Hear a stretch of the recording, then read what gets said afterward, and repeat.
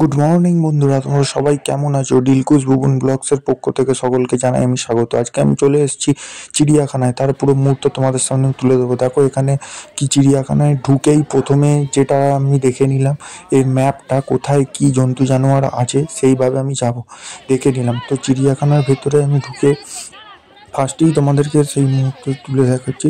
খাঁচার ভেতরেতে দেখতে পাচ্ছ এখানে আছে হরিণ।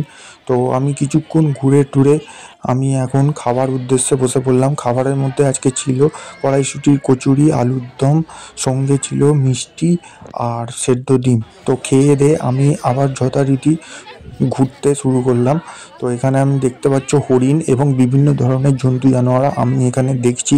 তো পুরো মুহূর্ত তোমাদের সামনে আমি তুলে ধরবো। চিড়িয়াখানায় এসে আমি কি করলাম, কিভাবে কাটালাম এবং চিড়িয়াখানার প্রাকৃতিক সৌন্দর্য তোমাদের সামনে আমি তুলে ধরবো। যদিও আমি যেদিন এসেছিলাম সেই দিনকে, আজকে রবিবার, তো আজকে প্রচণ্ড পরিমাণে এখানে ভিড় হয়েছে।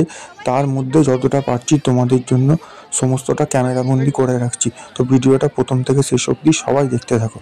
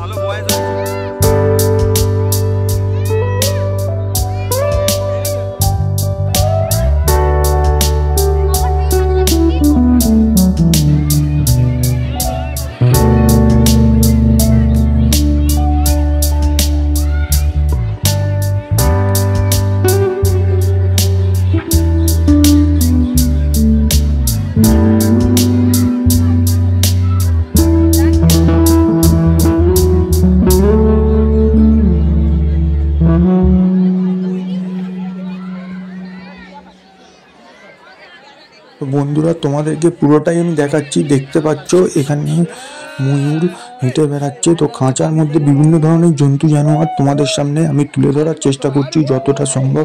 এছাড়াও বাঘ, সিংহ থেকে আরম্ভ করে যত রকমের রং বেরঙের পাখি, টিয়া পাখি থেকে আরম্ভ করে জিরাফ থেকে আরম্ভ করে সমস্তটা আমি তুলে ধরার চেষ্টা করেছি। তো ভিডিওটা তোমরা আশা করি দেখছো এবং ভিডিওটা আশা করি সবাইকারই ভালো লাগছে। দেখতে পাচ্ছ এখানে চিতাবাঘ, তার চিত্র তোমাদের সামনে আমি তুলে ধরছি।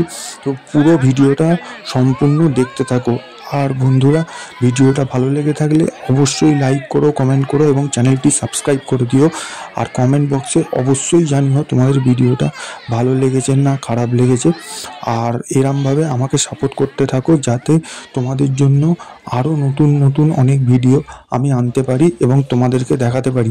আজকে আমি ভিডিওটা এই পর্যন্তই স্টপ করলাম। পরের দিন অন্য কোনো ভিডিও নিয়ে তোমাদের সাথে দেখা হচ্ছে। সবাইকে অসংখ্য ধন্যবাদ।